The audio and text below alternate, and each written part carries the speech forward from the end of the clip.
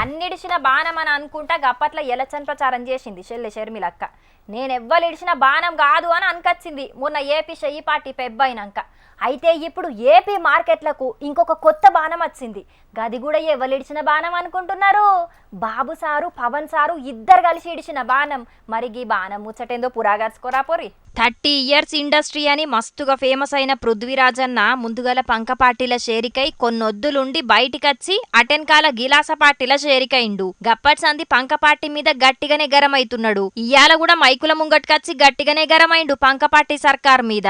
అసలు వాళ్ళు మంత్రులేనా అని రోజక్క అంబటన్న మీద మస్తుగా గరమైండు. ఇక్కడ ఏమైనా తెలుసా ప్రాజెక్టుల గురించి? 4.5 సంవత్సరం ఎవడైనా మాట్లాడా? ఎప్పుడు 3 పెళ్ళిళ్ళు 2 చోట్ల ఓడిపోయాడు, 3 పెళ్ళిళ్ళు 2 చోట్ల. ఆవిడేమో రోజా గారు గుడ్ మార్నింగ్ అని కొత్తగా పెట్టింది. ఇలాగే ఈ బూతులు మినిస్టర్లు బూతులు యూనివర్సిటీ కుప్పగోలిపోయే రోజు దగ్గరలో ఉంది 100 daysలో.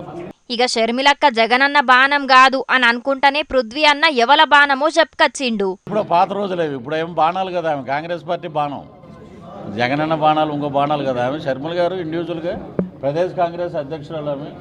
ఆమె అక్కడ ఆ బాణాలు వాళ్ళవి. నేను ఇప్పుడు మా చంద్రబాబు గారును పవన్ కళ్యాణ్ గారు వదిలిన బాణం పృథ్వీరాజు.